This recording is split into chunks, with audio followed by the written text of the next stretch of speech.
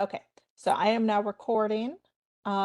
So we are going to start with the password project. So Llewellyn, if you are ready to give us an update on that. Um, so I think a couple of months ago we had done a lot of testing on the password project stuff, and this is regarding what we call like a password policy where each permission group has their own password requirements. And so I passed that off along to Blake. Blake has sort of become one of the core contributors to Evergreen, so he's got like the say of what goes into the software overall, like shared across everybody who uses Evergreen. So I've been having him do what is called a code review. So he goes through and kind of prescribes changes as needed to make it be in line with the rest of the software. So he ended up making a bunch of changes, which caused a lot of extra work for me, but I think overall the changes are really good. One of the main changes that he made is that now you can assign permission groups based on org units, or so the password policies can be assigned based on org unit and permission group. So that means that each library system could have their own policies set up if they wanted to have like more or less strength. And he also came up with an algorithm that could measure the strength of someone's password. It's what we call password entropy. So that's how hard it is for a hacker to guess your password. So we now have this measure of strength that we can compare against. So that's pretty cool. But yeah, it did end up meaning I have to redo a lot of stuff, but I have finished it as far as I'm aware. So I've passed that back along to Blake to take a look at, and then hopefully we can get this rolled into the main branch of Evergreen so everybody can use it. That's the ultimate goal.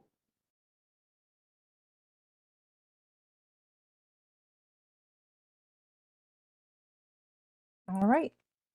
Um, any any ideas of anything else that this group will need to do between now and when it rolls out, or is their testing phase of it done? So once Blake has taken a look at it, I would like people to test it again. I think from the user perspective, it's going to be mostly the same since I figure, at least for the time being, most of the actual policies will be set up by us. But I think if we do want to have in the future where people can set their own policies, like for individual systems, it might be useful to have them test that as well. But otherwise, from the end user perspective, everything should be about the same, but it would be nice to have people click through it again using that same kind of testing script that we created, just to make sure that everything is still working as we expect, because under the hood a lot has changed. Okay. Well, just let us know when to start that. We can post it up on Basecamp and people can test as needed. Any questions about password stuff from the committee? So is it still heading in the direction that if people don't change their password, they get locked out? I liked that. So that is, we've made that optional based on policy. Okay. So if you have a staff account and your policy is set to where you have to update it, it won't let you do anything in the system at all until you've done that. Sounds good. Thank you.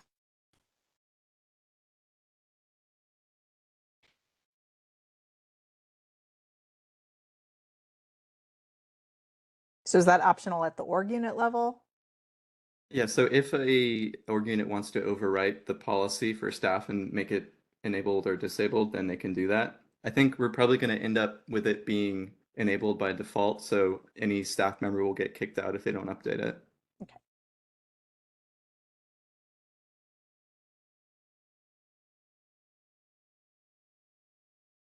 All right. How long time lapse do you see before that happens? Right now, we're changing ours every 90 days, or everyone is supposed to, and we try to keep track of our branches that are changing theirs.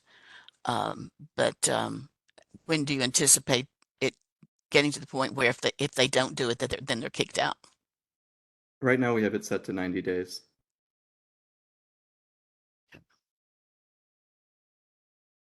But it doesn't. And But it doesn't kick right now. It's not kicking them out. It is. yeah, They not don't. currently, but with the code that we're working on, it will kick them out. Okay. We'll have a big announcement once we're ready to push this stuff out to make it like happen. We'll have a big announcement about, hey, here's what's happening, here's when it's going into effect, here's how it's going to affect everybody kind of thing. Just to sort of make sure people are given a heads up that it's going to happen. Because right now we're kind of waiting for the whole back and forth between Llewellyn and Mobius to kind of like finish everything. Yeah. So Well, I'm in favor of that happening because then I have to chase people down to make sure that they're doing it. Okay.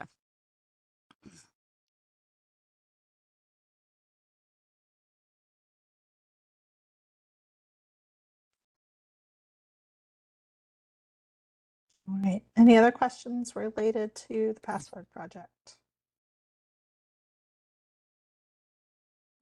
Well, thank you for the update, Llewellyn. I think this is going to be mostly positively received. It's a big change for sure. Yeah, I'm excited about it because then I won't have to email as many people. All right. Courtney, are you ready to go over Basecamp etiquette training? I am ready. All right. It's all yours. Do you want to All right. share your screen? I still don't have a lot to share but the draft, so just gonna kind of talk through what we discussed during our meeting on Friday and kind of just explain where we're going from now with it, I guess. Okay. So during our last meeting, we worked, well, I think over our last couple meetings, and also in Basecamp, we've been working on addressing some Basecamp concerns. We initially started off by creating some Basecamp best practices and etiquette guidelines, I'll say. And then we wanted to move into creating some type of trainings to present to our users specifically for NC Cardinal. So what we did kind of decide, and let me circle back. I think a few weeks ago in Basecamp, I did post kind of a document of all of the training points or concerns and kind of address them. And we were just wanting to move that to another platform to share with, share with all of our library users.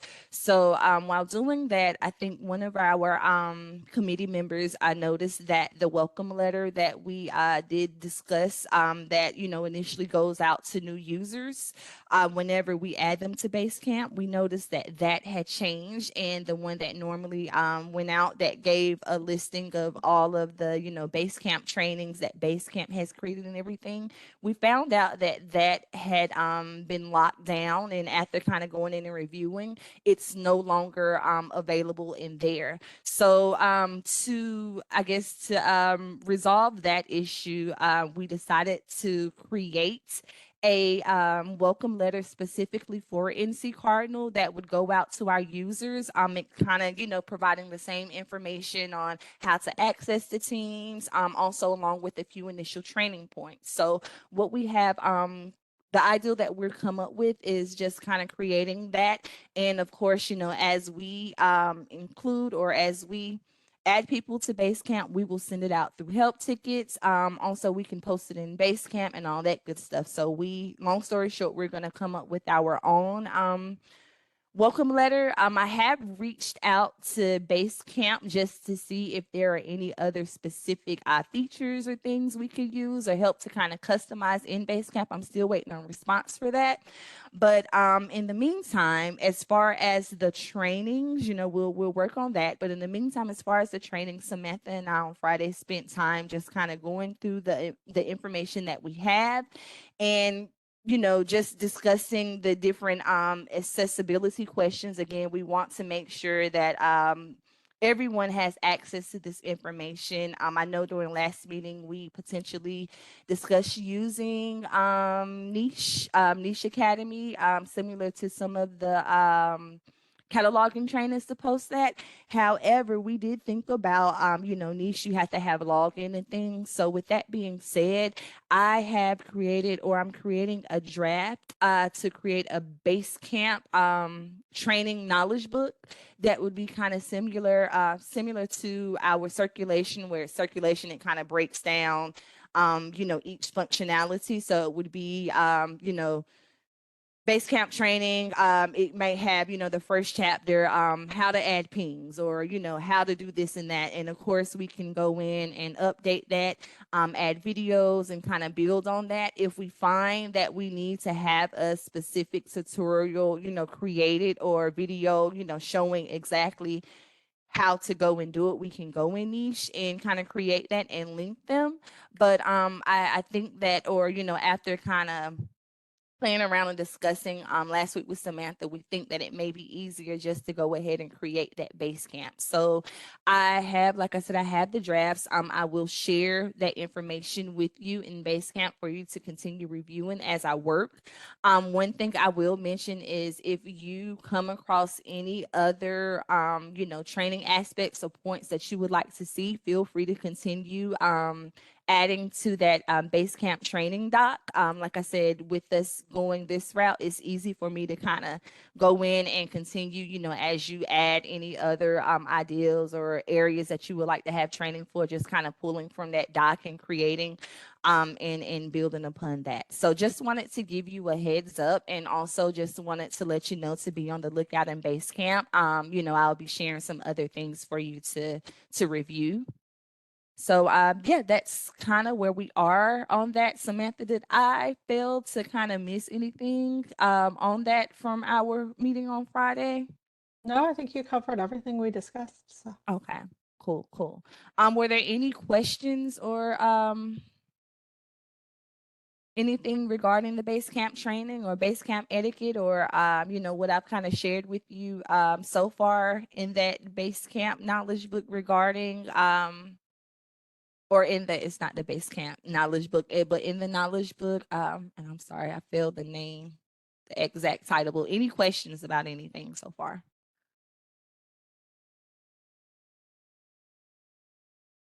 Okay, if not, yeah, that's all I had. Like I said, just a quick update on what I've been working on and trying to conclude that shortly. Thank you. If anybody does think of any questions, feel free to bring them up in here or after the meeting if you want to just probably put them in that same document with the training needs. I think we can probably respond to them within that if you have any.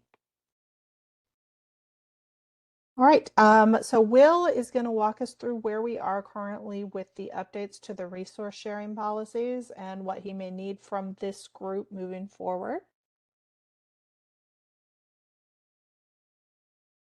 Will, did you want to share your screen for this? Yeah, I'll stop.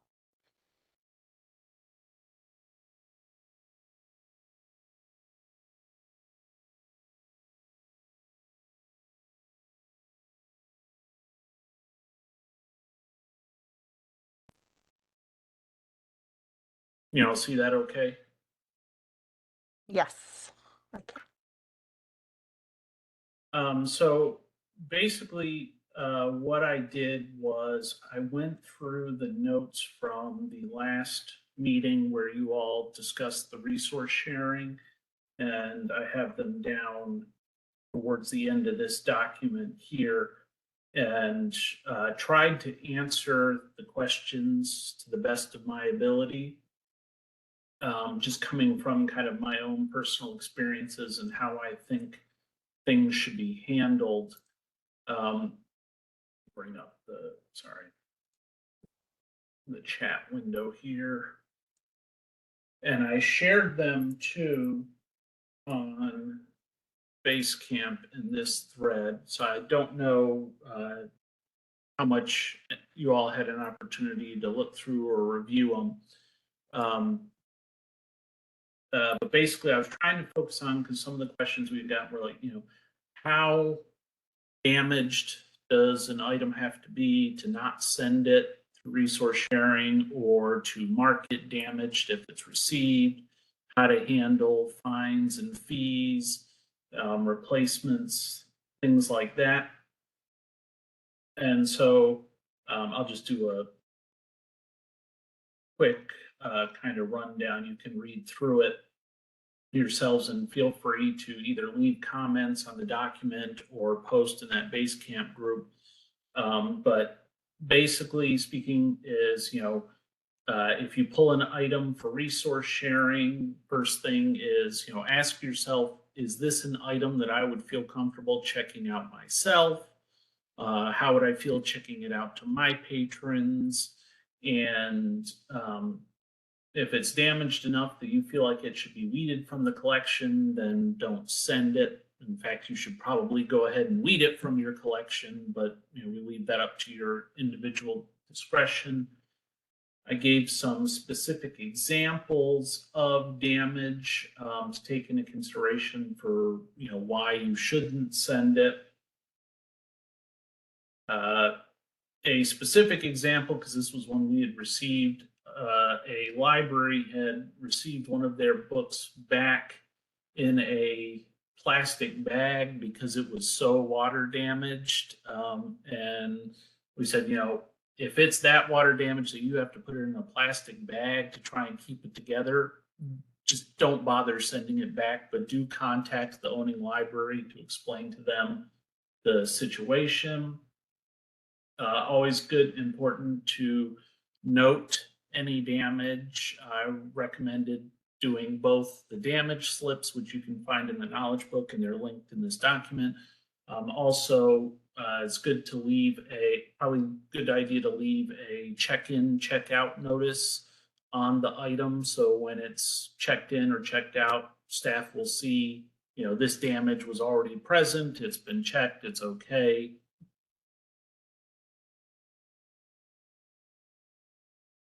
Gave some instructions on what to do if you receive a damaged item through resource sharing. Again, ask yourself, do you feel comfortable checking this out to a patron?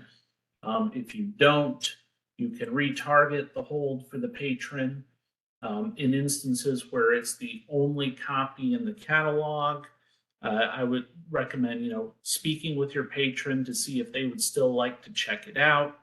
What you consider too damaged to check out, they may be okay with, or they may just want it so badly that they're willing to deal with whatever the damage is.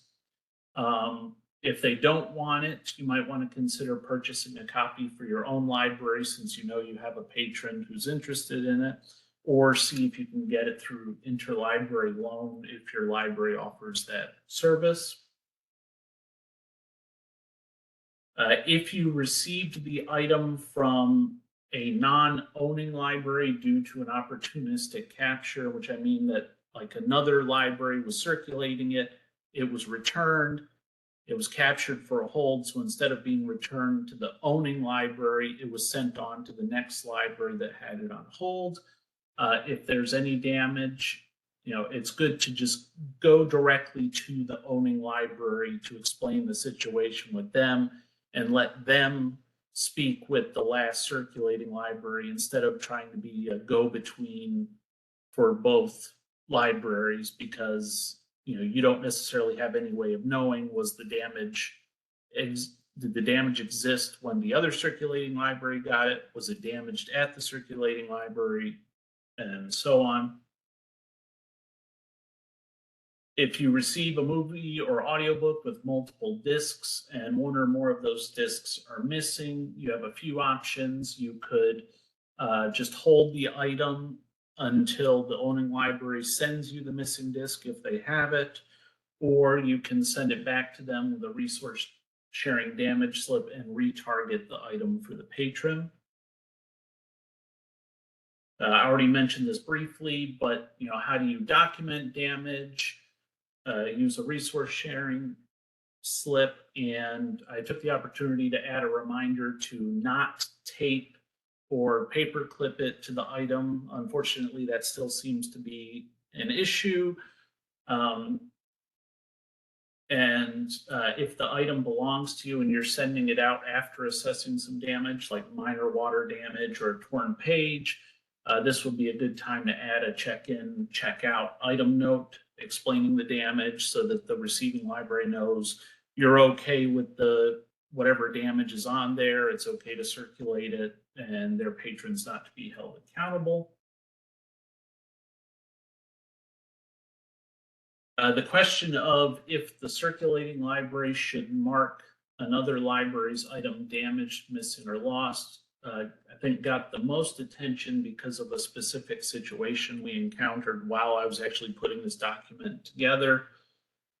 First of all, depending on the staff member's permissions, they may not even be able to mark another item, a library's item, damaged, missing, or lost, in which case they should contact the owning library's points of contacts. But even if the staff member at the circulating library has those permissions, it is still strongly recommended that they contact the owning library to let them know of the situations. Because the owning library may want to inspect the item themselves first before deciding whether or not to mark it damaged, but also it's just a basic courtesy to them. And so I said, it's always good to speak with the owning library first, just to make sure. One thing that we wanted to clarify, and this was the situation that I just mentioned, was the library settings of the owning library, not the circulation policies of the circulating library, take precedence when an item is marked damaged, missing, or lost. What does that mean? Basically speaking, if a patron checks out a resource sharing item and they return it late, if the circulating library does not charge late fees, then the patron will not be charged the late fees, even if the owning library charges late fees, because the circulation policy of the circulating library is taking precedence. However, charges or fines or fees for damaged, missing, or lost materials are determined by the library settings of the owning library.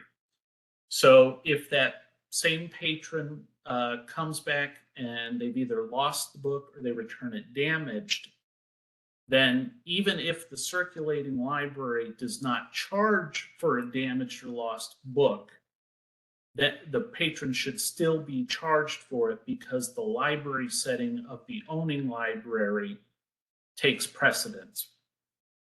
And basically what this means is the circulating library staff member will, if they go in and try to mark the item damaged, missing, or lost, they'll see a pop-up asking them, do you want to charge this patron? Even if they themselves do not charge for a lost or damaged material, they should still go ahead and charge the patron for the lost or damaged material because the item does not belong to them. And I tried to outline that in this document, kind of like bullet points saying, in this scenario, X, Y, Z happens, how to address it. And the reasoning behind that, aside from the difference between circulation policy and library settings, is that it's one thing for an owning library if they get their book back a little bit later than they may have originally intended or wanted. It's another thing entirely when they're no longer going to be able to use that book or item at all, and they should be able to get some kind of compensation, whether it's a replacement book or the patron is put in contact with them and pays them directly for it. And I just added a reminder that lost or damaged fees that are assessed at a library not your own may not be waived or voided. The next question was, should the circulating library attempt to repair another library's item? Generally speaking, no, but we do make an exception for DVDs or CDs that might need cleaning. But if you do that, make sure you include a note to the owning library to let them know that the disc was cleaned.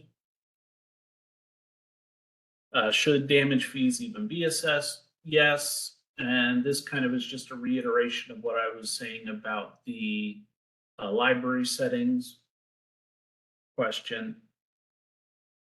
When should you assess fees for damage? Basically, whenever an item is returned damaged to your library, whether it's yours or not, we want you to treat other libraries' items as you would your own. And I linked to the knowledge book page that gives each library's instructions on what to do if one of their items is damaged or lost. But again, we recommend, contacting the library to let them know the situation and the courtesy. Another question was, how should an owning library annotate fees charged to the patron who caused the damage? And so I put some instructions here. When you go to mark an item damaged, you will be presented with the following pop-up window. In the note field, you should leave an explanation for why the fee was charged, and it is recommended that you include your signature or initials along with the date that the patron was charged. And just to note that you must select miscellaneous under type in order to be able to click the submit button. And that shows an example. Once you've done this, you can view the note by selecting the charge under the bills tab in a patron's account and then selecting full details from the actions drop-down menu.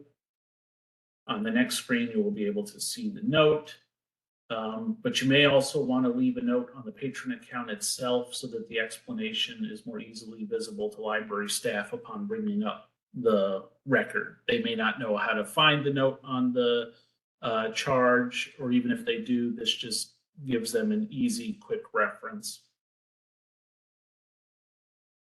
As far as replacement copies, that should be left up to the patron, not the library, because due to the nature of library finances, libraries often cannot use their own funds to purchase materials for other institutions, and they should not be expected to do so.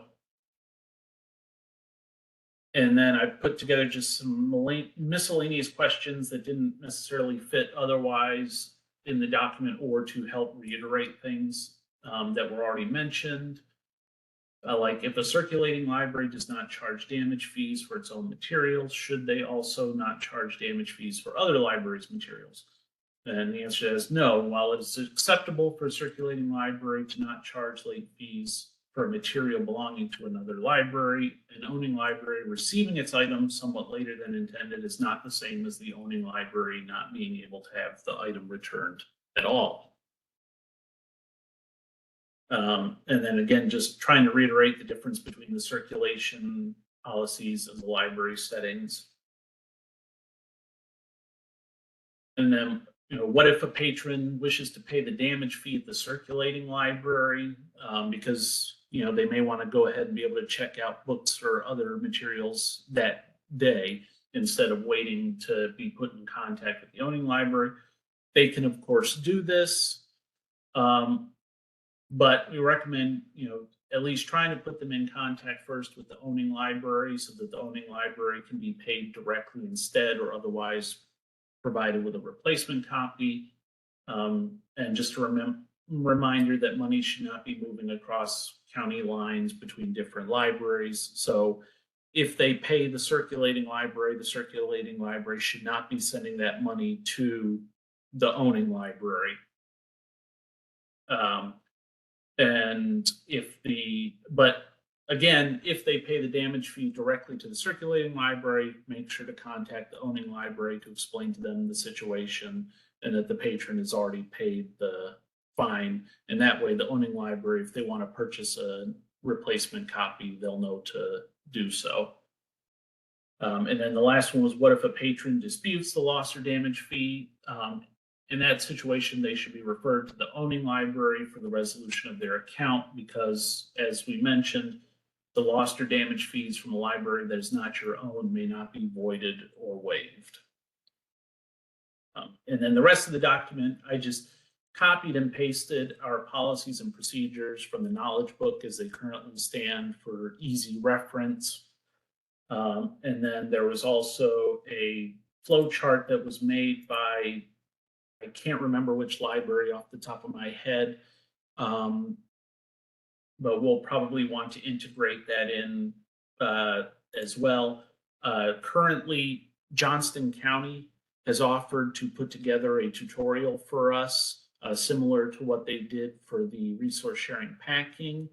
And once you all signed off on this current draft, I was going to share it with them to use as kind of a guideline for what they can show in their tutorial. And then we'll include all of that in the knowledge books, and Samantha will put together some Niche Academy training modules, I believe. Does that sound right, Samantha? Yes, I think so. And that's pretty much it. If anyone has any comments or questions, please feel free to share them now, or if you want to kind of think on it a bit and put them in the document or on the Basecamp post, that's fine too. I have one thing. Sure. When, like I say, one of our patrons damages someone else's item, and it's an obvious damage. Mhm. You're saying we should go ahead and mark it damaged. Will it automatically, no matter where they are, if this other system charges damage fines, will it pop up get that pop-up message asking where the patron should be charged? Yes. Will it automatically add the charge that that particular library system assesses for that particular item type? Yes. I It'll, haven't seen because that it's, happen all the time. I haven't seen I'm that sorry. happen all the time. I have not seen that happen every time. It's because it's in the item holding. Your price is in the item holding, and the owning library's policy is there. So am I correct, Will, that that's why it's going to correctly assess the pricing? Because Yeah, of it the should be item based, it should be based on the price that's in the item Yes. holding. item record, the item holding. Right. So if the owning library has set whatever they've set as that price Is the in price the of the item. item holding is what they should be charged when it is marked damaged. Okay. So even if it doesn't pop up a price, we can see what the price should be. Yes, Right, if you Sally. check the item holding, yes. Because what we have done normally, I mean, is because for one thing, okay, if you check the item in because you want to get a, if you're going to return it to the system, it's not, you know, to get the routing slip and then mark it damaged. What we have been doing, because a lot of times it's the damage we're not sure, we may not charge for it, but the other system might. Mhm. We will tell the patron, okay, we're going to go ahead and check it in and send it on with a resource sharing note. You may very well be charged by the owning library once it has arrived home. Mhm. So And that's that's fine. And we can clarify that in the documentation too. But that's one of the things why I was saying, you know, we were stressing kind of contacting the owning library right. just to make sure. And realistically, you may not be able to contact them right then and there when you have the patron there. You may not be able to get a hold of someone. But I think that's good practice to just tell the patron, you know, hey, there's some damage here. We're not sure, you know, if the owning library would consider it enough damage to charge you for it or not. We're going to send it back to them so they can inspect it. But just be prepared that if they do decide to charge for it, you may find damage charges on your account, or they may contact you directly to say, hey, does that make sense? Yeah, and we actually put a note in the patron record because in Buncombe County, patrons are never do not move between various libraries. They don't stick to one. So that if the item gets returned here, but they maybe even leave it in the book drop, who knows? So we're not having to have that conversation. Right. We will go ahead and put a note that a book was returned to such and such a branch showing some damage where the owning library may assess a fee on its arrival home. So if on the next visit, they go to the other branch and all of a sudden there's this bill on their card and they haven't, the people in the branch B has had no contact with any of the situation, will know what it is and why it was there, and be able to relay that Yeah, information to I the think that's patron. good practice, and that was one of the reasons I was saying, you know, it's good to put a note on the patron's account or on the, the item itself, Item the itself. check in, check out, Yeah. so that they can see that, it's been assessed, but, the circulating library may not be entirely certain if it's damaged enough to charge. They'll leave it up to and that's something I can go in and clarify a bit more too in the documentation. But that was my thinking behind it. Yeah, and we had a situation this week where the item was assessed when it arrived home, and the instructions that the other system put on the patron's card that they could replace or send them a check, which is fine. Those are the top two things, but they could also pay us. Mhm. So I'm, you know, they were essentially leaving notes for the patron that they only had those two options. But Mhm. so I just went in and modified the note. Said option A is replace, option B is send a check, of which Buncombe County staff will have no part of. That is the patron sending the Right. check. Option 3 is paying us, which we will process. Yeah, that's correct. Yeah. I had some comments and suggestions more on the bigger picture. First one is thank you, Will. This is an amazing amount of information you have compiled. Oh, you're welcome. I see the resource sharing as one of the busiest Basecamp listservs there is. And this is a lot of nitty gritty details that you have provided answers to, Will. Thank you. I have a suggestion though, because it seems to me I follow resource sharing. I'm not the one responsible here at Onslow, but it seems like a lot of information that you see on resource sharing could be answered if people were truly reading the knowledge book. And then once this is out, you're going to have a lot of answers. So I had a suggestion. If all the contacts that are heading up resource sharing at each consortium, would it be too much to ask if each of the people at each library that's a resource sharing contact could sign off and say that those responsible for resource sharing have actually read the knowledge book and this, if they're responsible for those duties? Am I asking too much? I don't know. It just seems like there's Will and your staff overall, all of the Cardinal staff, put together a lot of helpful information in the knowledge book and spend a lot of time. And it just seems like there is so many wonderful answers in the knowledge book, but you can tell by the base camps in the listserv that some people aren't reading them. And it would be great maybe if we could say, if you're the resource sharing contact, could you sign off that your staff that's involved in resource sharing has read all of this? Or am I way out of line? I'll let Benjamin answer that one. I mean, I think that's entirely fair. One of the things we've talked about is, for instance, for like system log and access managers, having some sort of assessment of a similar way, but maybe not as intense as like the cataloging things, but just sort of a way to kind of have a dialogue of like, hey, you're taking on this role. Here's the basic expectations, that we kind of have. Here's the things we'd like you to kind of have in mind. You good with that? You got that? Kind of thing. In order to sort of make sure that the people who are responsible for these things for their library system are like, oh yeah, I know what that is. I know what it is. That kind of thing. Cheryl, to your point about that note that was put on there that was kind of incorrect, that's also something where it's like, the person who was responsible for that on their library's behalf, there are guidelines out there buried in a whole bunch of other stuff, but there's the answer should be out there on the knowledge books.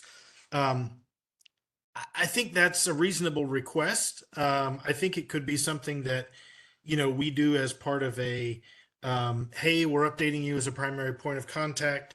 The information that you need is here.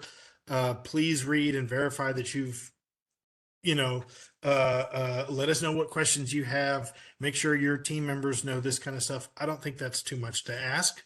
But I think, given you all's experience with kind of frontline things, I'd ask, what do the rest of y'all think about that? What's a reasonable ask in that kind of a situation, in terms of when we have somebody stepping up and that's the new point of contact, what should we ask of them? I think it is reasonable because just in some of this stuff that I was going through with this one situation yesterday, I'm the secondary. The primary, because I'm also circulation branch manager. This primary doesn't work directly with patrons. So a lot of the stuff that was being fed back to me was like, no, that's not, that's not, no, they can pay the other system. They can, we don't take it, but that's part of our job is to do that too, to tell the patron that that is one of their options. So there are people doing resource sharing who don't necessarily know all these things that we would advise a patron across the desk. Yep. And if another library resource sharing person calls them and, and are talking with that person and you've got two people who haven't read the memo, then it even gets deeper in the weeds.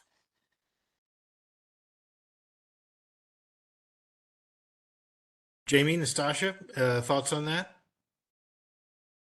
Feel free to respond in chat if you don't have, if your mic isn't working. I think Jamie, you had mentioned.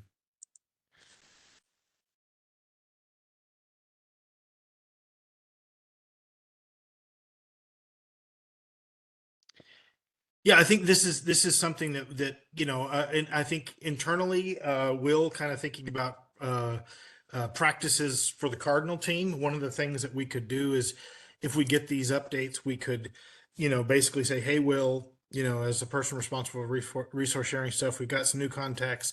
Can you go through your process similar to like Samantha, what you do with system login access managers? Like, when they start, kind of having a here's the news you can use. We're open to questions. Get a hold of us if you have any. Make sure you've read this. You good? Kind of, correspondence. And what I'm Yeah. going to do once this is a final document on, is printing it off and having it, sending it, or linking it to every branch manager, and so that at least they have the information at hand to people who are working frontline will know, they're the ones who are picking their books off the shelf, their staff to send on. So it's not just resource sharing people who need to know this. It's frontline people who need to know this. Yeah. Yeah. I'm actually in the process of creating I'm calling them one sheets, but so far they're all two, of all of our policies. And so once this is finalized, I'm going to create like a quick, easy to read bullet point. These are the policies of resource sharing that would be in a PDF that would be easy to print and stick up on a wall in your resource sharing room or have by the desk where you scan things, as a quick reference for those people who are just the ones pulling the books and maybe they don't live and breathe resource sharing, but yeah, and the people who are receiving delivery every day and getting these books that are damaged, and so it's not just everybody who's working frontline needs to know this. And we share all of our documents. We do procedures. We have a SharePoint for the library SharePoint, and each procedure has its, you can go right into SharePoint. Anybody who has a Buncombe County email address, library address, can go in there and read everything. Plus I like having hard copies at the desk as well. Another thing I want to mention is I think that this is really good to, chat about with you all as our sort of council, our sort of first canary in the gold mine kind of thing. Talking about these things, but I think it also would be valuable to kind of present these as a draft version to the larger resource sharing audience, that group, and just say, hey, here's what we talked about. Here's what we have so far. What are we missing? Because just like that thread that was about the damaged boxes, a day or two ago, people had some additional kind of suggestions and stuff along the way.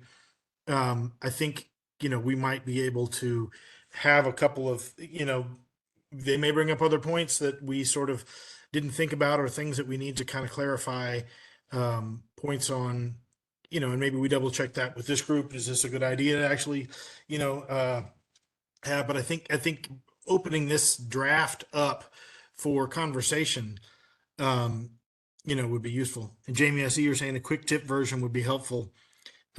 folks coming and going, volunteers, that sort of thing. So just, another thought of the steps of this stuff.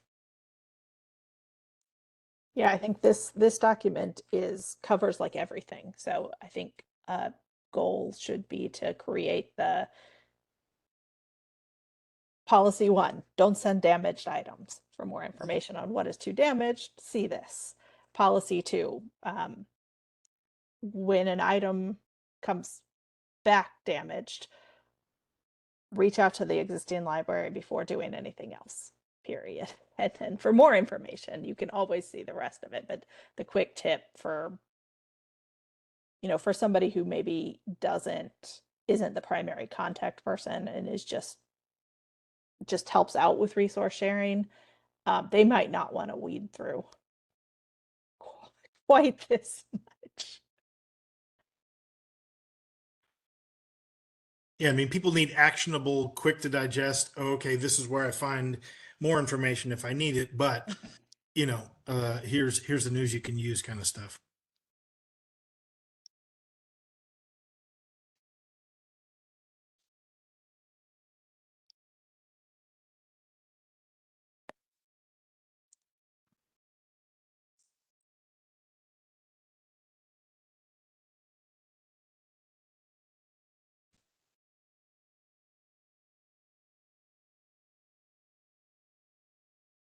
And I haven't read it all, but I will say I do agree that it looks like Will has covered every possible scenario. Like, oh yeah, that's happened. That's happened. That's happened. Yeah, that was kind of the goal with the document was like we have a lot of, I think right now in the knowledge book, we have a lot of kind of general guidelines and policies and procedures. And a lot of the questions we get are about specific Exactly. situations or issues. And so the goal with this particular document was to try and really like narrow down or hammer out the specifics of when you encounter these specific situations that are not necessarily directly addressed by the more general guidelines and policies, so that we have a kind of a combination of both going forward. And that's a product of having a lot of people involved in this, a lot of people impacted by this. I mean, some of these things, the nuances and details, it's something that sort of comes out in experience. And, people ask questions, and it's like, if we don't sort of game out this stuff ahead of time, then it leads to chaos and confusion.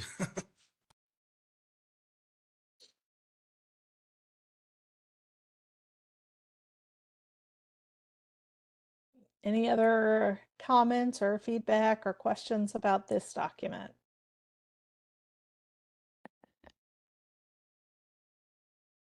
Will, what is the next step with this and what else you might need from this committee on it? So I think the next thing is I'll get in touch with Johnston to see where they're at, since they were going to be using this as kind of a jumping off point for putting together the tutorial. But I think also with what Benjamin was saying, probably sharing it with the larger resource sharing Basecamp group and seeing what they have to say. If there's anything that they feel should be added or changed or.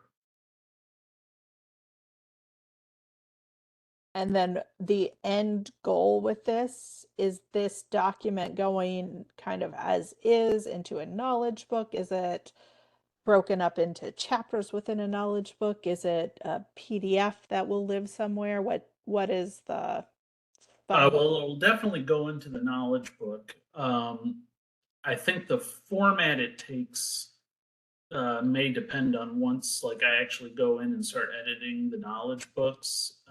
Because as it stands right now, this document was kind of just to consolidate all of those questions and answers into a single place for easy review. I know there are a few knowledge book pages that are linked to in that document that will need to be edited as a result of this document. So I don't know that it'll just be like copy and pasted as is into the knowledge book, but all of the information will be contained there. And then also, depending on how Johnston puts together the tutorial, whether they do like another video one or they do maybe a step-by-step with images, that'll probably get its own separate knowledge book page that if anyone just wants to watch like a step-by-step tutorial or read through it, they'll have that. And I know you wanted to take some of it and see if you could turn it into like a niche academy module. Yep. I think a good best practice for us is to not have anything be natively a PDF. So like if we have a knowledge book page, if we have like, for instance, a tips and tricks or the quick FAQ guide, having that sort of having a page where that information is there and then generating a PDF of that content so that we're not, I mean, one of the things we had in the past is chasing down where's the source document for all these PDFs and all that kind of stuff. So having a good practice for ourselves of having like the knowledge book content be the thing and then deriving a PDF off of that. And so if we make a change to the knowledge book content of the shortened version, single page thing, like we have a place where that is like the PDF is a derivation of that and not like the place where that lives, if that makes sense. And I would suggest keeping as much of this as together as instead of chipping it up, because oftentimes one thing leads to another question. And so you're not having to flip around trying to find the next, the next thing, having it as a much a document contained in itself would be my suggestion. Also makes it easier to do like a control F in the web browser and look for the word image or any of that kind of stuff. Yep. And like I say, maybe if only if you were splitting up, damaged items versus lost items, that means it's two different, as much as I would separate them out, but they should live very closely together because one often leads right to the other.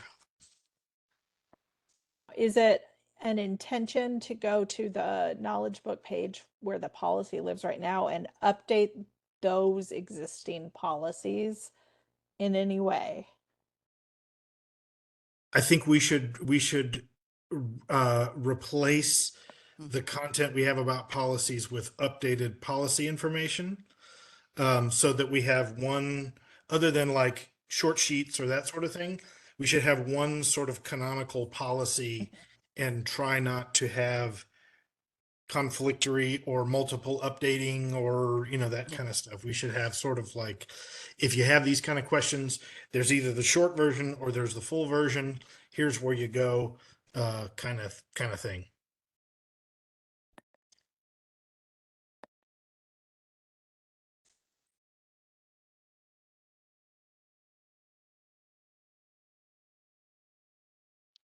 Will somebody need to sign off on if those policies are rewritten? Sign off on that on the We can run final. that by governance for their scrutiny. Okay. Okay.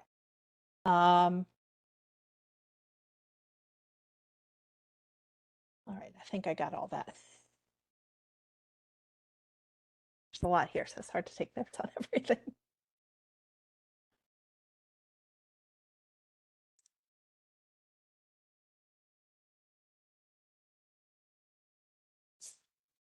So we're talking by 2.1, you're referring to the best practices.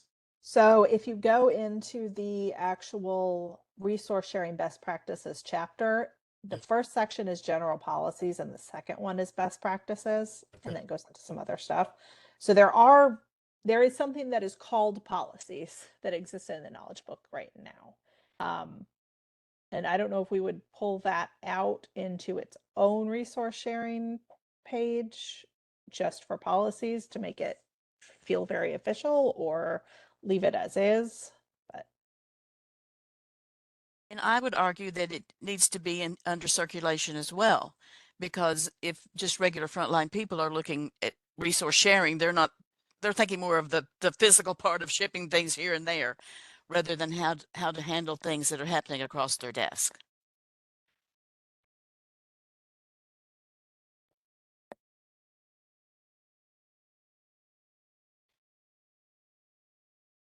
So I think I think once we run this by the larger, the draft version by the larger community, we can look at kind of, because there's in the about section of the knowledge books, there's actually a, what do you share? What are the policies around that? Which is sort of a governance committee thing.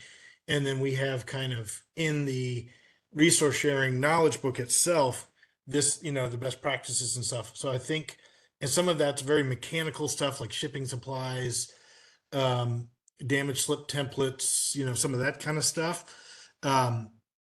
So we can figure out like what is this replacing and what context should we put it in when we actually roll this out for everybody. Yeah, because I definitely don't think we want to remove or replace the resource sharing best practices page that we have, because that, like I was saying, is kind of more the general, I think, all purpose instructions or guidelines for resource sharing. And that might be good to you. That might even serve as like an idea or basis for the one sheet. I think it would probably have to be condensed down a bit, but whereas this document, like I said, deals more kind of with specific situations or examples, and I think we really need to have both rather than outright replacing one with the other. Okay. Yeah, let's review that stuff. Let's look at that stuff once and kind of figure out like, because some of the things on the best practices we may not need if we have this other thing that's better addresses some of those scenarios.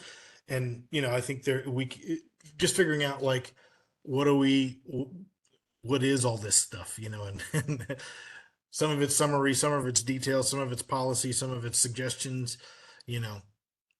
I think one of the things that started this whole project was that people were asking, what is the policy about sending damaged materials? And if you look at the general policy section of the resource sharing best practices, there isn't one. So we might, based on this document and all the stuff that you've gathered with it, see if we can kind of condense that down to a single bullet point that we can add to that policy.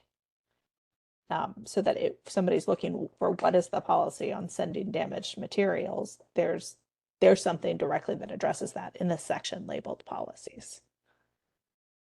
Because like right now I'm seeing when a patron loses or damages an item, and that's kind of within scope of some of the stuff we're talking about here in these details.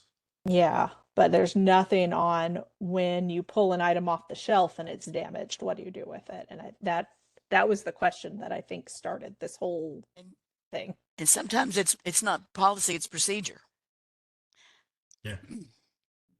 Yeah, but if we had a policy we could point to for it, Yeah. that might help tamp down some of the more egregious issues that come up as a result of people sending damaged materials.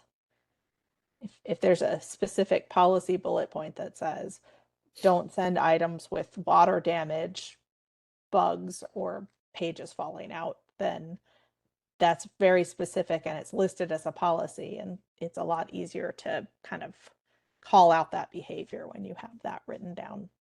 How do you quantify water damage? Well, that's a good point. We have circulated some things, which, I mean, if it's just minor, we go ahead and circulate the item. But there's I won't name names, but there's a system that if it says 1 page of water damage, they consider it damaged, and don't want to circulate it. So Are all bugs bad? I mean, I'm just asking. well, all bugs are bad. As a potential patron, I would not want a bug of any sort.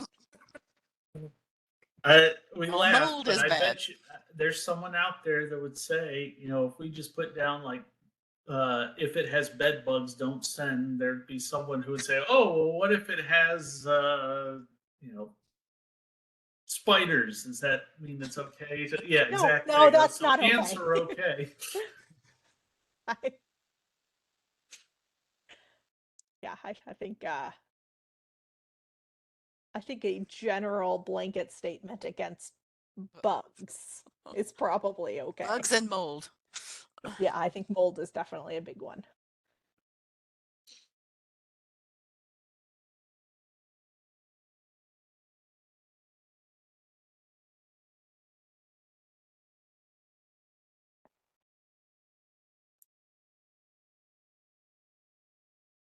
Any other feedback about this? Right. Well, let's move on and talk about the staff survey. Let me pull that up.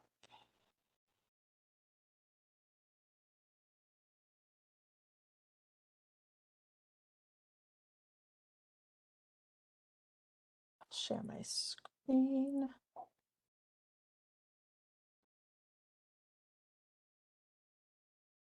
Okay.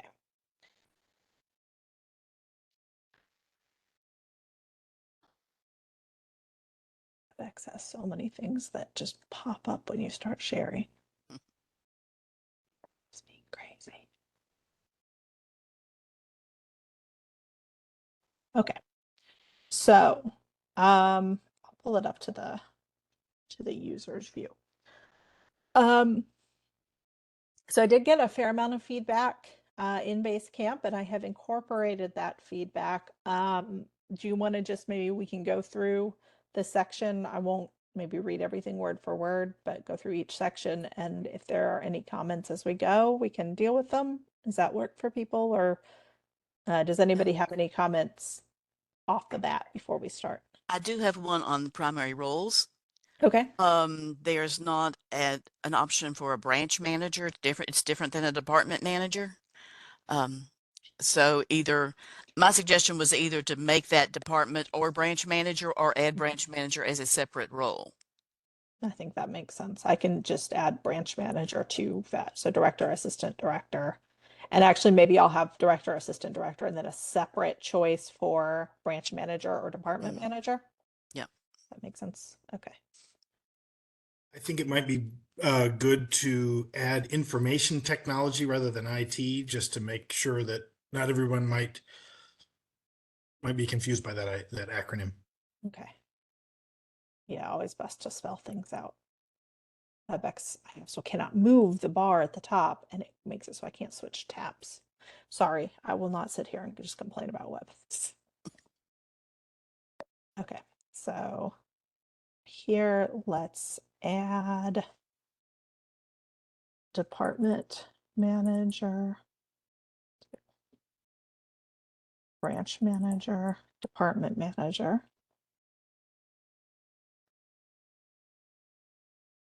And then IT, I'll make information technology. Jamie was suggesting adding collection development as an option. Would that maybe be under technical services cataloging collection development? It's in branch managers in my system. How about I do acquisitions and collection development? It's not always the same person, but in a lot of smaller systems, it probably will be. Does that work for you, Jamie, or do you have something very different in mind?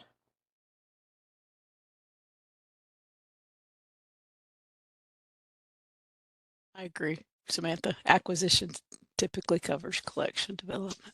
So putting them together is a good idea. And adding branch to your department manager listing. Didn't do that. Did you do them separately, branch manager, or just? Oh, I have such a strong memory of typing branch manager. I don't know what happened. You did. I saw you did? type it. Okay. You're not Okay. crazy. I don't know saw what you type happened it. to it. Thank you. Thank you for confirming that for me. All right. Actually, acquisitions would go above adult services. Okay. Now here's a thought with so many things here. Do we want to keep this as a radio button where people can only choose one, or turn it into checkboxes where people can choose multiple?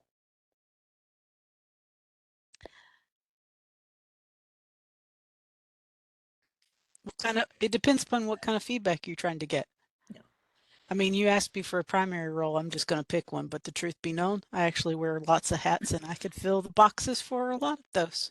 Yeah, But what yeah, is me it? I too. mean, it just depends upon what kind of information you guys are trying to collect. If you just need a primary, I'm just going to pick you one and give it to you. Do we have any behavior based off of this? Is this part of that, or is that all in elsewhere? Okay.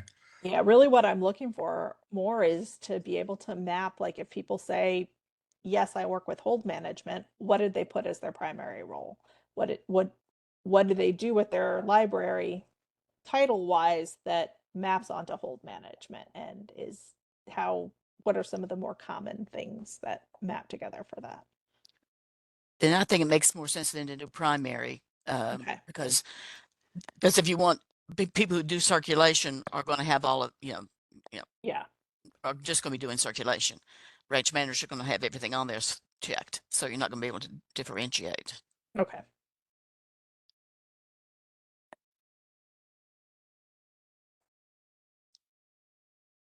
And All it may right. be resource sharing rather than resource sharing manager because Yeah.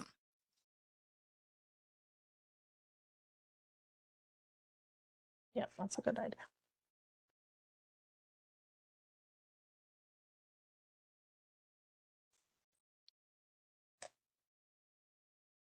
Anything else that's missing here? Any other suggestions of updates?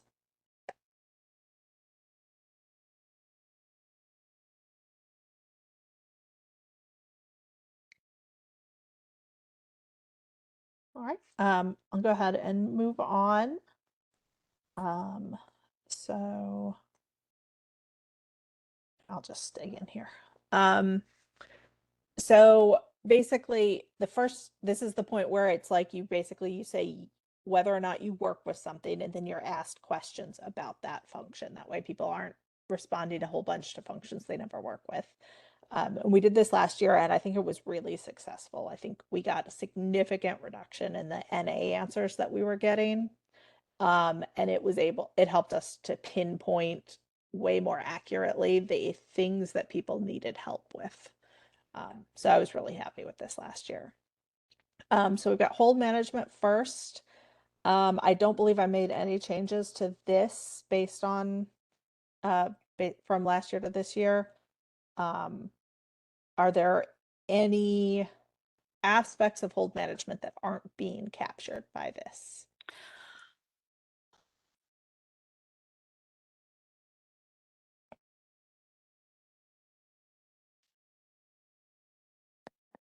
Maybe clearing expired holes. Oh, that's good, actually. Yeah, because we've had some tickets and things on Basecamp recently that suggest that may not always be happening.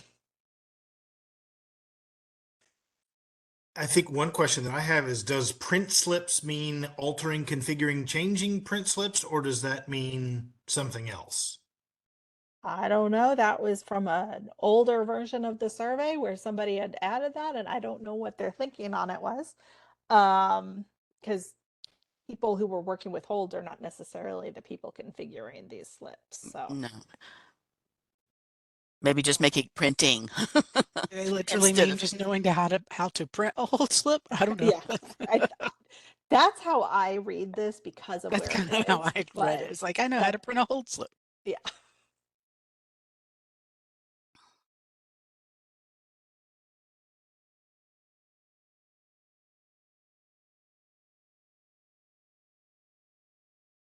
Anything else that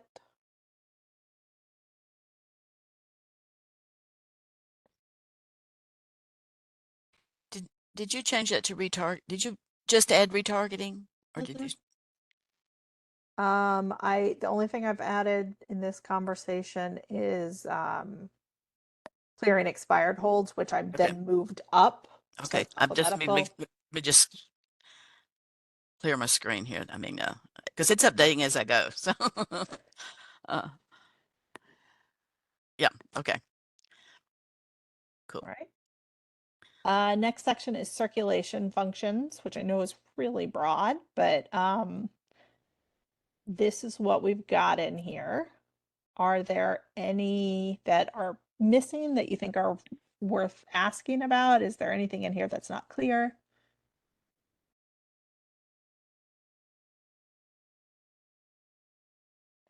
It's been several weeks since I looked at this. Remind me, where would be triggered events and notifications? Because that's under a patron's record. And sometimes you're looking for that. I've had that pop up lately where I've had staff at other branches say the patron doesn't think they're getting their SMS and their text and email messages. And they didn't know, the staff person at that branch, that they could actually look at all the notifications that were successfully being sent out to the patron. I don't believe we have that in here anywhere. Recall that being on here. I think that's, yeah. I think it didn't work Uh-huh. in like a year or two. Previous versions. Yeah. But So it does now. Yeah. Yeah. And we used to use it in our former ILS. So it was a really good tool. So I've been showing staff that tool because it can show that at least Cardinal's trying to send them. Whether they successfully get them is another story. That was due to that their was that's carrier, exactly what I was due going to to say. carrier problems and how things are interpreted. And I know we're getting things back bounced by, you guys use Amazon services for our notices, right? Yep. I sometimes, quite often, get emails that come back from Amazon saying abuses. So when things are sent out in large batches, it feels that we're spamming people.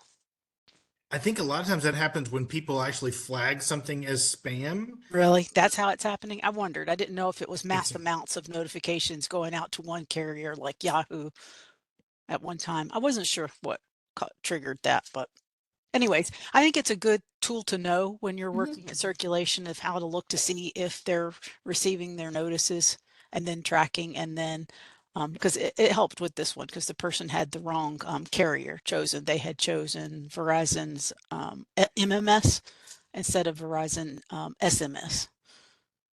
So hopefully now the patron's receiving their notices. Anyways. Yeah, I wouldn't be surprised if this ends up being a whole lot of very uncomfortables for this one. So that'd be good to know. All right, anything else for circulation functions?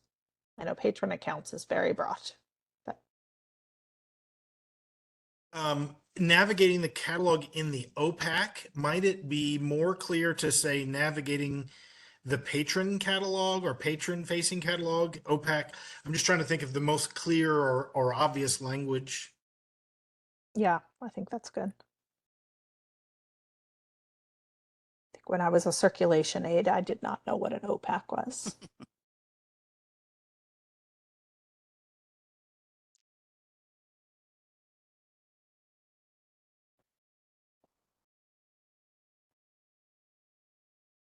All right. All right. So next we've got item cataloging. Let's see. Is there anything? I think I added transferring this year. That might not have been on here before. Anything else that needs to be added here or? Should we, anything about record buckets? Should we say copy or record buckets? Or is to sort of, I can add record buckets.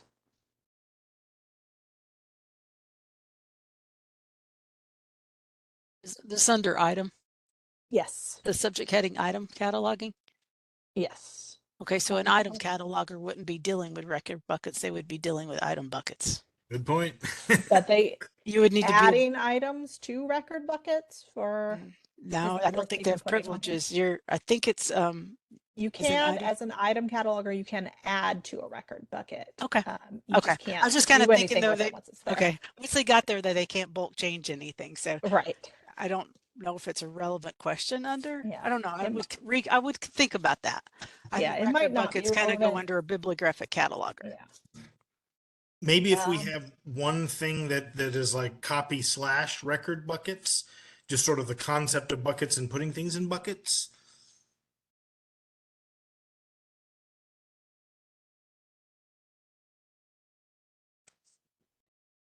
Well, do we care about their ability to put things in buckets or work with them once they're in a bucket? What's more in?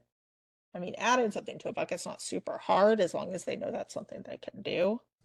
Well, even our circulation staff puts items in buckets for someone else to process.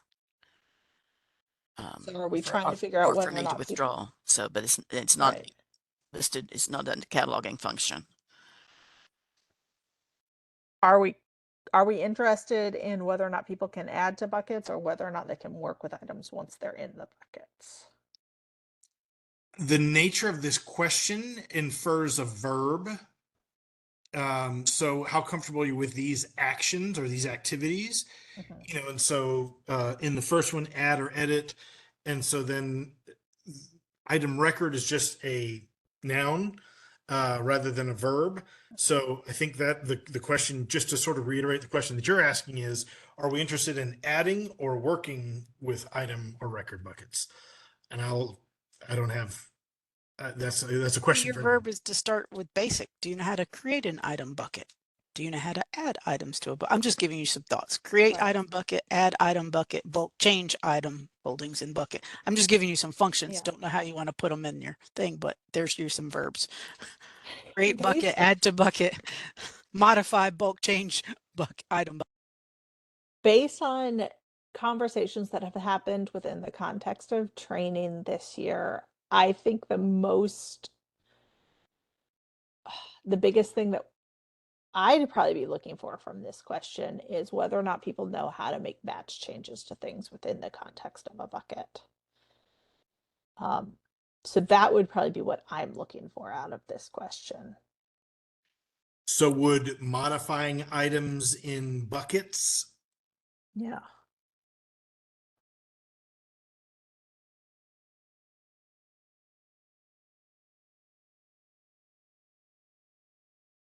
By putting batch modify, I don't even have to change its alphabetical listing. Um, and so then if we're trying to turn these into action verbs, we probably want to, on number 3,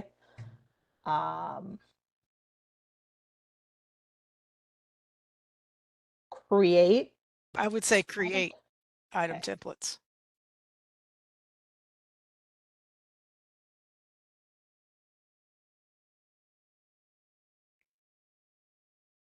Create and import.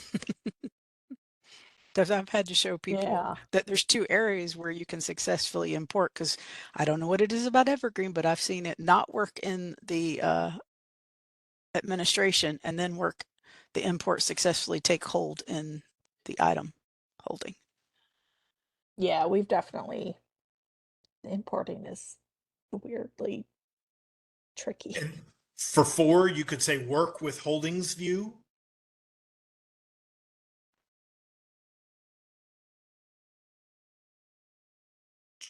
Uh, 4 now could be check item status.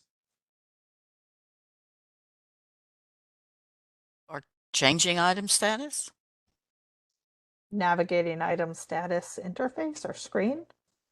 Because I think that's about the item status screen where you're Yeah. checking materials and stuff. How about let's do like navigating item status screen or reading item status screen. But navigating the item status screen is not a cataloging thing, because everybody Yeah. goes to everybody in Both. circulation looks at that screen and navigates it and needs to understand it. It's a function for both. Yes. If this question was a item we got to go back to what we're asking. And this was about what? Item cataloging? Oh no, Yeah. we're past So in circulation. circulate, yeah, I was just going back to see if we have anything about Okay, so this we're in under item circulation. cataloging. So we have to think of it as the person who's working in item cataloging. Do they know how to use the item status screen? Yeah.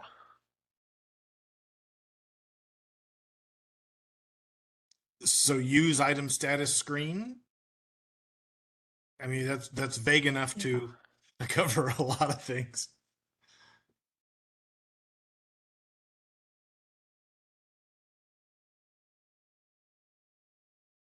Are you talking about the item table? No, this is that interface where you can scan a barcode and Oh, the pull up. item status where you can scan all your stuff in Yeah. bulk and then add them over to a. Or from there you can edit or go to other Right, you can places. bulk change. Okay.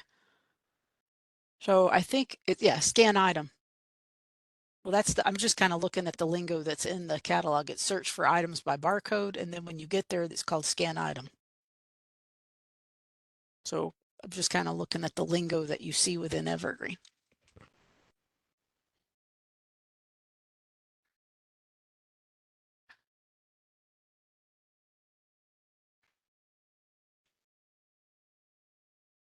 Oh, it's item status. Yeah. Circulation people call it search for items by barcode, and cataloging. You're correct. It is, oh no, in circulation, it's item We call it status. item status.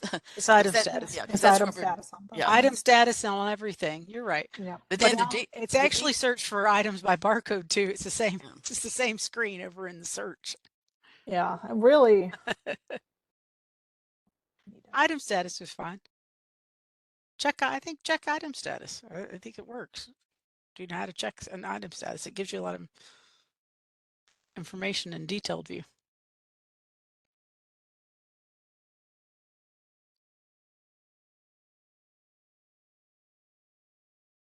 Okay. All right. Anything else item cataloging related?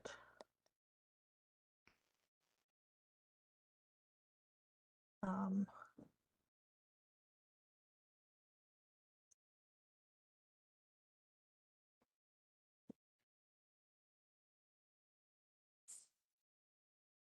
I mean, we don't have anything here about item attributes, which is kind of a fair.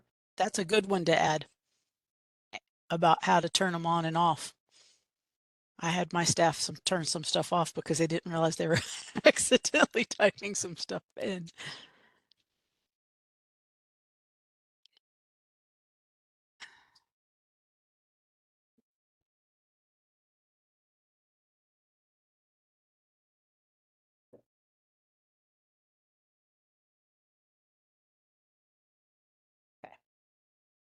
Anything else? Okay, let's take a look at bib cataloging. Um,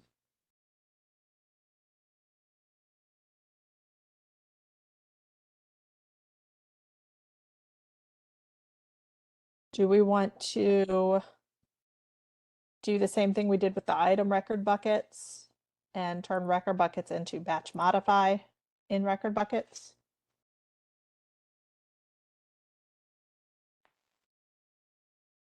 Keeps things consistent. Yeah. You also, for monographic parts, could say add or edit monographic parts.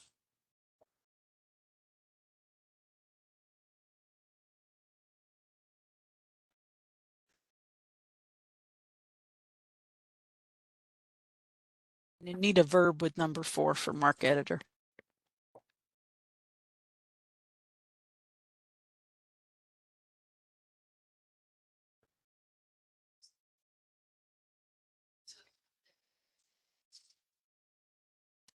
I don't care if you know how to edit a mark record and mark edit. I want to see if you can do it in our editor.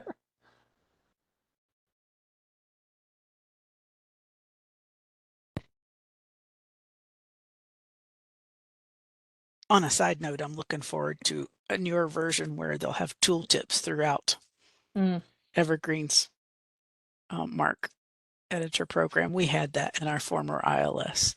Every single mark tag you clicked on, it told you what it was. Every indicator told you what it was, and every subfield. That would be really nice. So it was different moving to Evergreen 3 years ago. So when I saw that, I was like, oh, that's great. All right, anything else here? All right, we're kind of running up on time. So let's move on. Admin functions. This one's kind of the hardest for me to put together.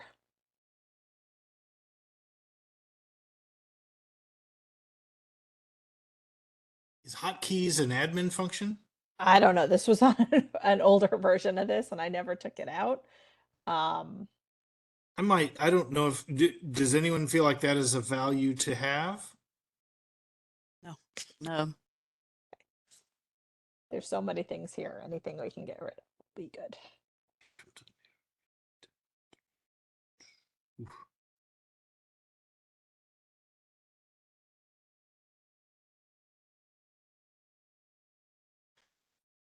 In this area, is it the local admin area that you're looking for? Yeah, most of this stuff would be local admin. Like library settings editor, is that in there? I don't know how much. Is that something we want to have on here, Benjamin? Library settings? I don't know how much people have. A lot of, yeah, I don't know off the top of my head how much people have access to in there. There is some, but it's, Or are we not supposed to be in there? I no, was in there yeah, there's definitely things that, when I that people joined, I are, went through it and made adjustments for Onslow. yeah. Yeah, no, there's definitely things that people have, and that's one of the things we've kind of tried to do a little better documentation of in the admin manual. I prefer to send mine to Courtney. Thank you very much. Sorry, I guess it's from being I was a system admin for Polaris, so I guess I Gigi nosed set all around. this up, so I nosed around in this ILS when I joined. because because we got those reports a couple of years ago where we went through all the settings and we're changing things as we saw fit that Courtney did. We are at 12:30. I'm happy to continue this for a little bit, but anybody that needs to leave, I think, should not feel obligated to stay. If a lot of people want to leave but want to continue talking about this, we can maybe set up a secondary meeting next week. I do want to get this out. On Mid-May. receipt templates, maybe just to put print templates because that would cover everything in there that How about receipt and transit? Is there because anything well, else? there's receipt, there's transit, there's the whole shelf, there's all kinds of Okay, yeah, templates that we work with. okay. Hopefully anybody who does admin stuff will recognize what that means in general. You want to know if people know if they're comfortable doing carousels now, since that was, Yeah, that definitely. because I had to recreate ours with the built-in. Yeah, you could say, yeah, carousels. The stat categories, are we talking about patron stat ones or are in the patron editor, or are we talking about creating and modifying those? Because I don't, that may be something that we could remove if it's about creating and modifying those. I have a feeling it's about creating and modifying. And a lot of us don't even use statistical categories. So, or at least we don't. Sorry, say that again, Cheryl? As we don't create statistical categories. Yeah, I think Are that's you usually talking about the ones that are available that you can use in item holdings?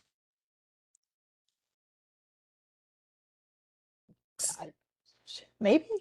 Okay. Yeah, What this I is was one going of to tell those. you is I had Blake from Mobius transfer our statistical categories from our Polaris item records to our NC Cardinal Evergreen item holdings.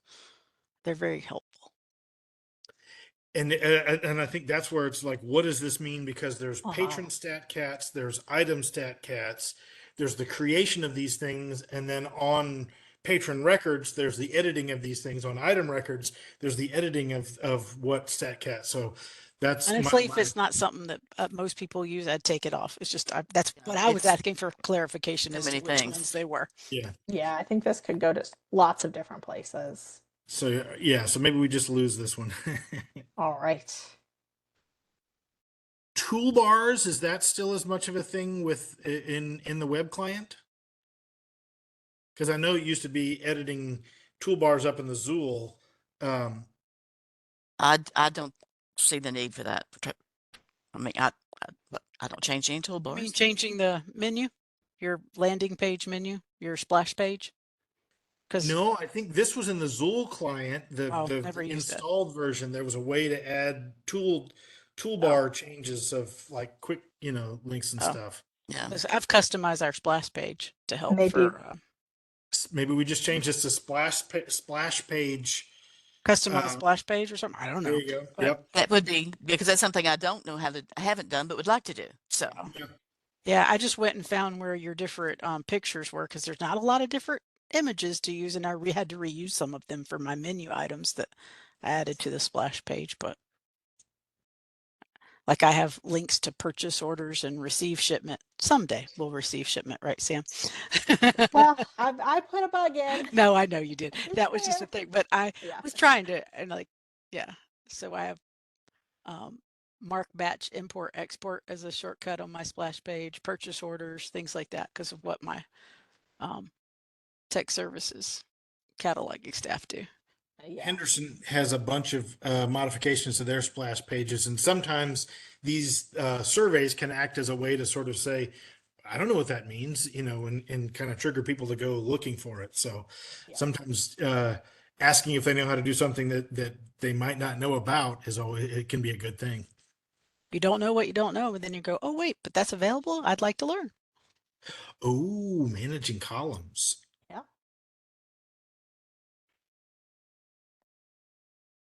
Do we call them grid columns, or is there a way to kind of?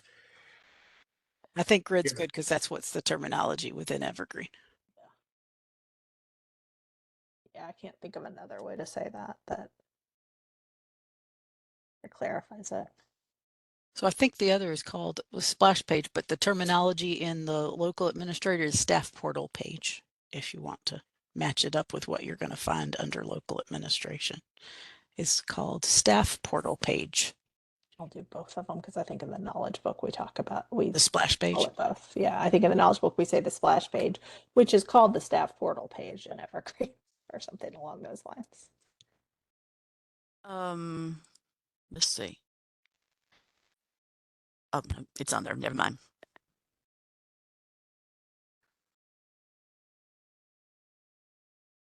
All right. Any other thought? I'll go through and try to add a little bit more action verby stuff to these after the meeting. Transit list is on there. That's what I was getting. I'm looking at local admin. Hopeless to see holds. Which ones I used? Is hopeless holds on there? That's under, or is that under circulation? It's I think it's not under, we've got a section on holds. Would we want to put that in that section? I or mean, is that it's something that we're filed looking under for? local administration, but wherever you wanted to put it. Yeah. It's a good thing to know for people to know that's out there. Yeah. To me, I look at it as customer service. You're going Yeah, to be this is a good- proactive for your patron if you go look for, you know. yeah. We've kind of limited it to one person handling it for everything. So But that's good. Someone's that's good. handling it. Yeah. Yep. Maybe put it on the admin page. I don't know.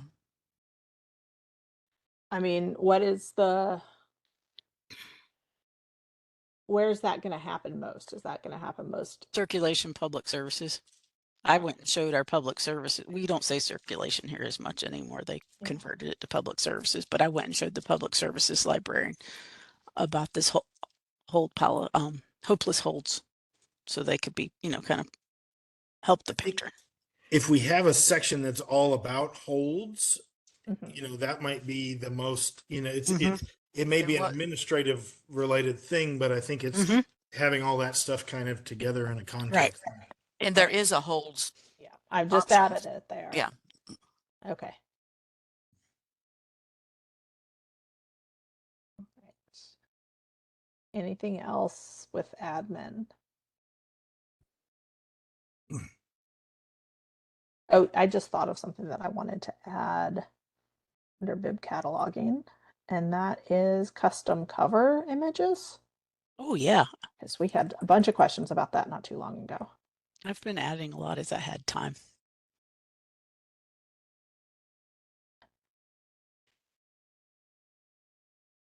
Okay. All right. Let's take a look at reports real quick. Is there anything missing here or? Now, is this just regular? I call it regular or simple reports or both? This is just regular. Last year we had a section on simple reports.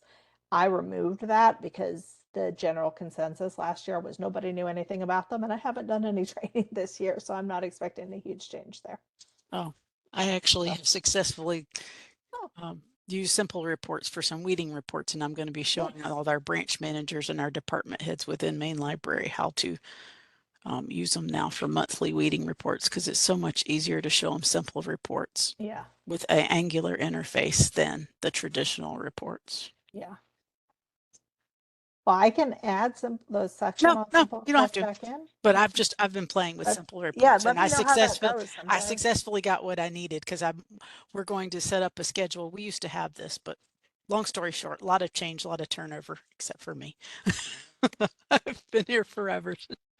Um, we used to have a monthly weeding schedule, and we're going to get back to that. So, you're going to have the 500s one month, the 600s one month, and I'm using simple reports to kind of target that. And I wanted to make sure with simple reports, I could show the branch managers and all the powers that be that need to know that, how to just form a weeding report for the 600s, or even drill it down to if you're in the medical section between the 610s and the 619s, and you Oh, want a wow. pub year of less than 5 years old to do that. And you can do it with simple reports.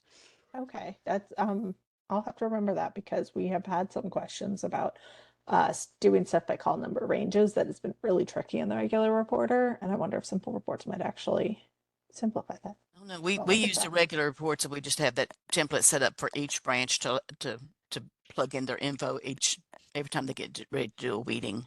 I don't And you can limit it by call number range. I don't mind getting with you, Sam, and showing you the basic. I don't know Yeah. that I'm a wizard, but I played.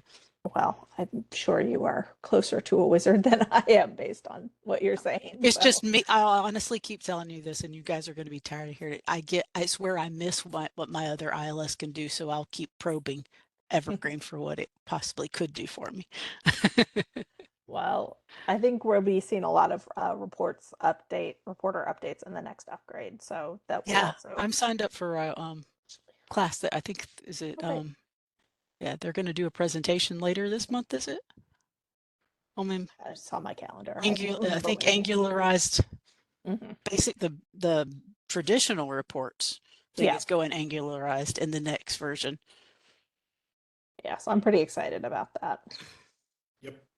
So All right. I'll get to Anything play with it for here? a little while till I retire. Till next Any, year. anything with the traditional reporter to be added here? I think one of the main things that um, to keep in mind with this is because of the upgrade and the changes to the reporter. Um, the answers that we get for this might not necessarily impact training for next year, just because the training will be probably focused on the new version. But in terms of other, documentation and stuff like that, we might get some information that could be useful.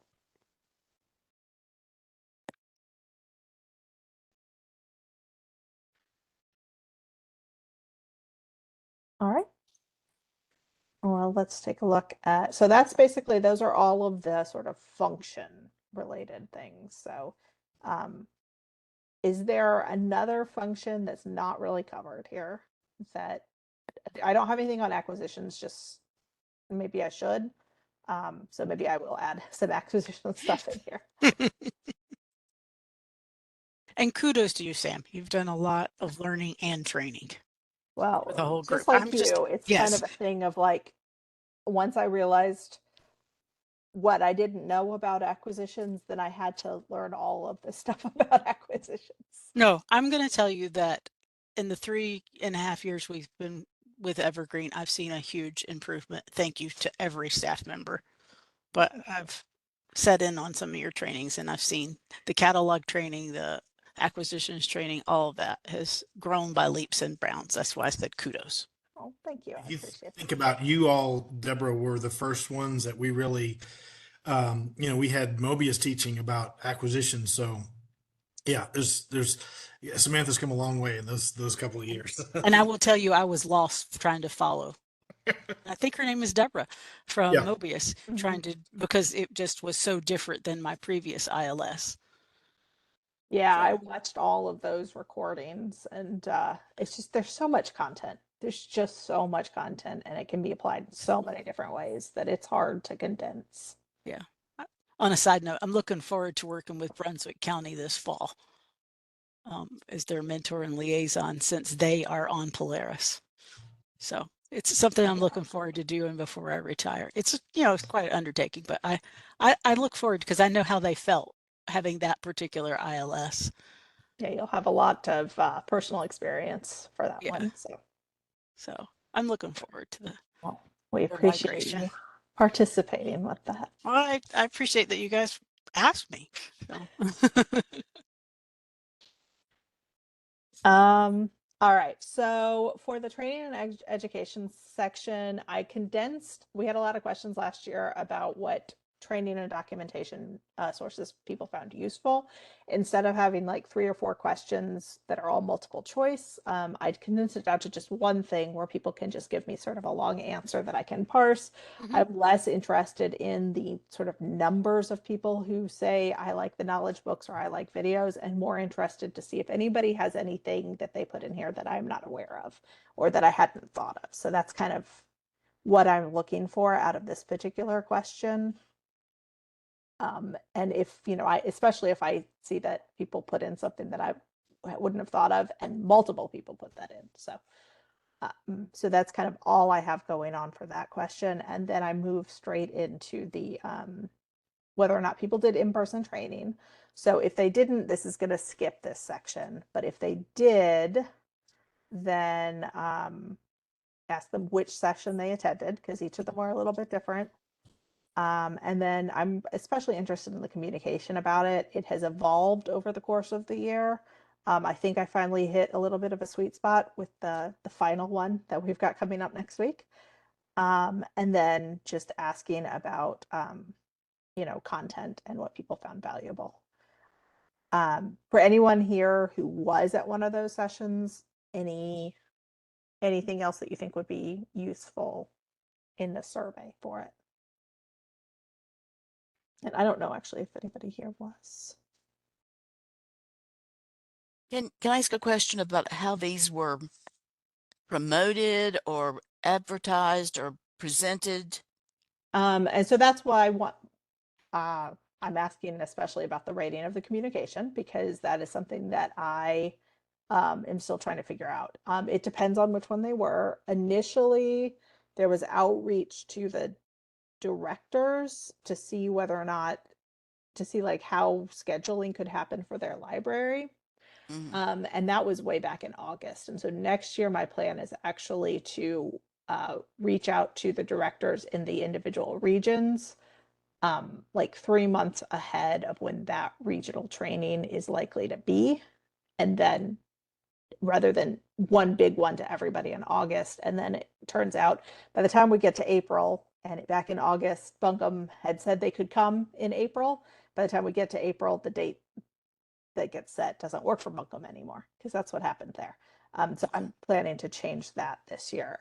In terms of promotion and outreach, at first I was doing a combination of outreach to points of contact and base camp, and I found that a lot of people were being missed. So about halfway through, I think I started it when we got to Eastern, which was the 3rd one. I actually started pulling every email address from anybody who has an Evergreen account and is in one of the regional systems. I pulled all their email addresses and I sent an email directly to them, as well as a Basecamp post.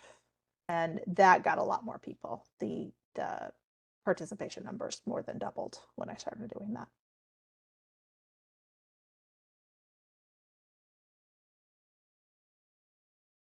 But I'm looking for additional commentary about how this could be.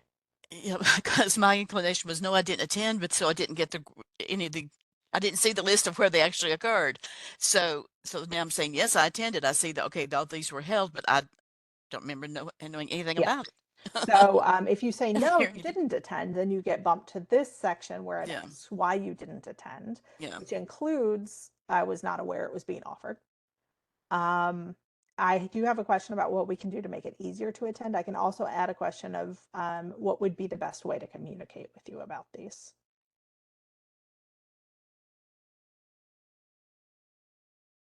Okay.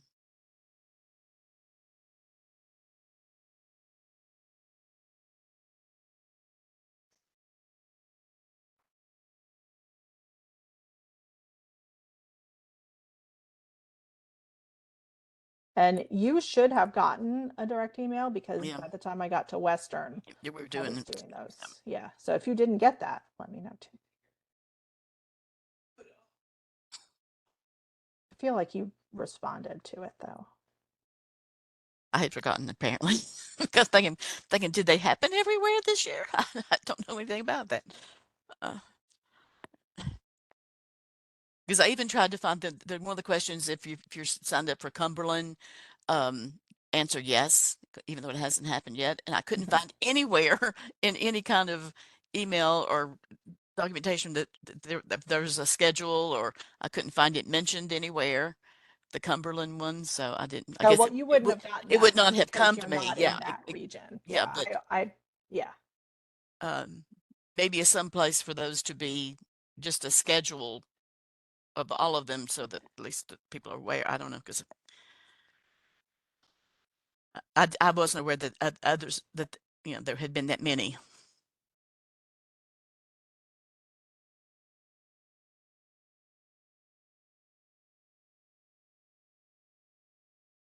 Are there any other specific types, and I'll make this check boxes, specific types of communication that people State Library newsletter or whatever yeah, I have been putting it in there. Mhm. a blog, or I'm not sure exactly what exactly it's called. Substack. I think they just, I'll put a newsletter, and I think most people will know what I mean by that. Maybe. I'll check with Amanda and see how she wants me to put it.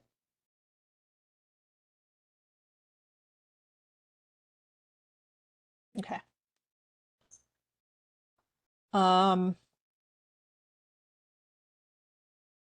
Oh, this got in the wrong place. Way wrong place.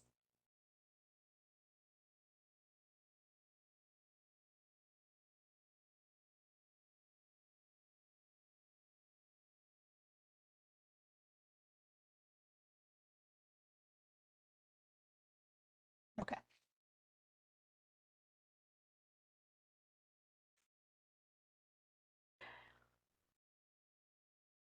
All right. Now I'm going to ask about drop-in training opportunities. So again, if you say yes or maybe, then you get to tell me what kind of scheduling would be good for you. If you say no, then I don't care what day would be best for you to come, because you're not going to come anyway. You might want to put I don't know, or not applicable, just in case people don't really. I mean, it may be that I'm sorry, for the days of the week. Okay. Yeah, that's a good idea.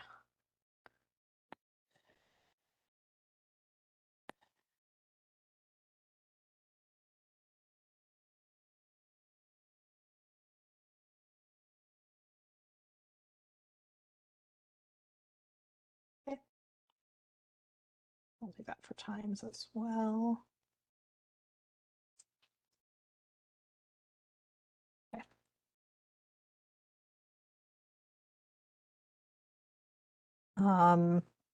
Any other topics to add in here besides what I have?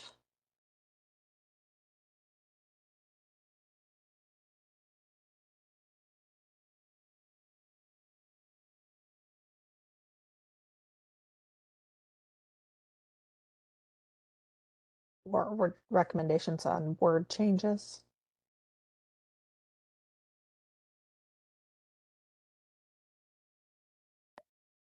Right. And I do have another section, so if somebody has something that's not listed, they can add it. All right, communications, this is the same as most years. Don't think I changed anything.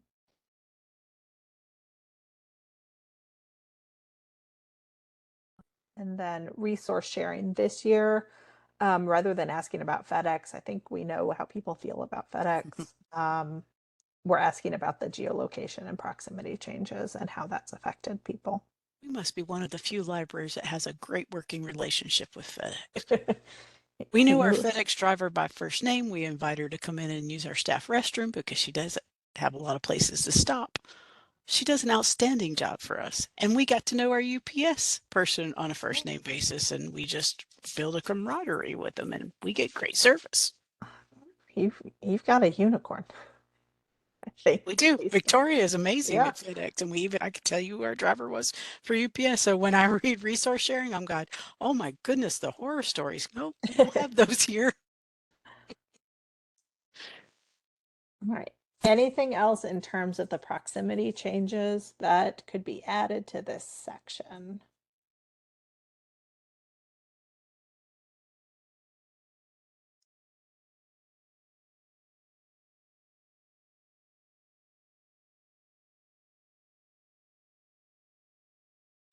Okay, so for this, I have an open answer question, is asking people to describe changes that they've made as a result of changes that have happened due to the proximity. Um, does anyone think that a long answer text is not the best way to do this and would prefer to see this as a multiple choice, or think that would be preferable, or a Likert scale or something?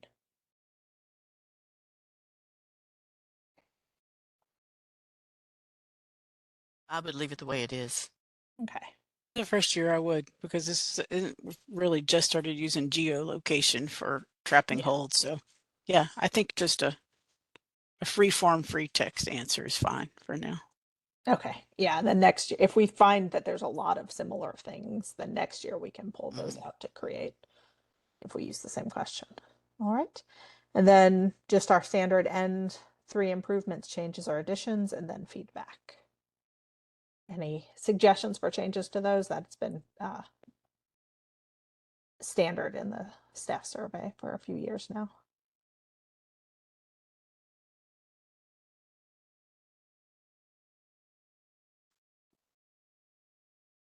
All right. Well, I appreciate everybody taking the time and staying a little bit longer to go through this. I think we got some good work done in it. My plan is I'll go through and just do a final proofread. I will change some things to be more action verby in the functionality questions. And then my plan is to put it out next Monday. And then it'll be up through June 14th. So that gives us about a month, just a little under, of for feedback. And then once we get that closed, I'll start analyzing everything. And in our summer meeting, I'll share the results of it. We'll also, of course, share it at the annual meeting for the NC Cardinal annual meeting. When you say put it up, how are is it going to be sent to whom for sharing? So I think last year I posted it on Basecamp. I posted it in a couple different places on Basecamp, and then I also sent it to directors and asked them to disseminate it. I think this year I've had luck with those direct emails that I've been doing for the regional training. So I may try to do that and pull direct emails for anyone who is active in Evergreen right now, any staff who's active in Evergreen right now. Thoughts on that? Definitely directors. Basecamp, there's only like 5 of us, maybe. They're in the entire system. They're on Basecamp in Buncombe, so that's not going to be reach frontline people. Having the director disseminate it to all staff would be good, because we do have a distribution list that will hit every person who works in the library system. Maybe I'll do one email that goes to directors asking for dissemination, and then a second email that is directly to anybody. The problem with doing the direct emails to staff is that for systems that use generic circ accounts, those are the people that are going to get missed, and those are people I'd really like to hear from. You're talking about the survey, correct? Sorry, I had to. Yeah, the survey.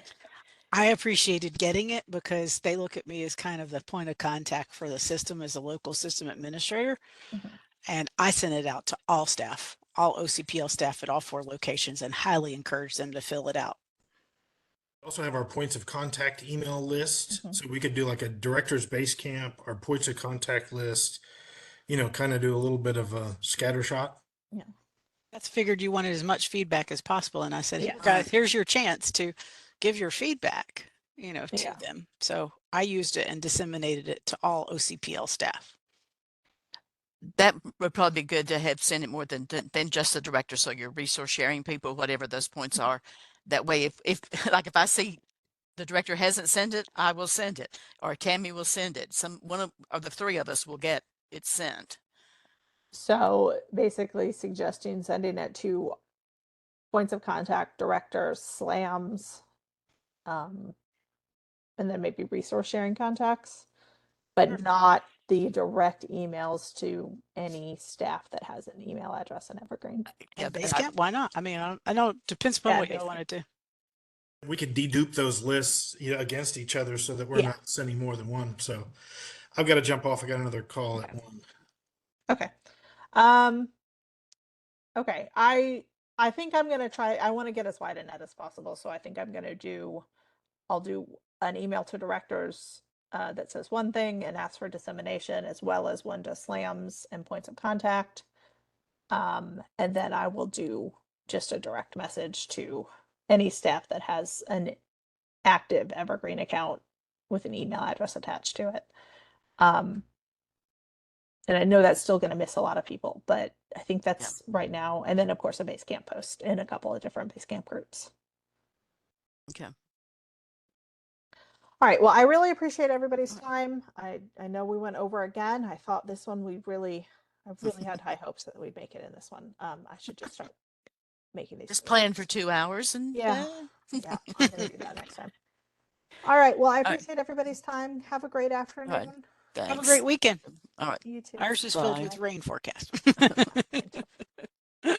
Bye, guys. All right, bye.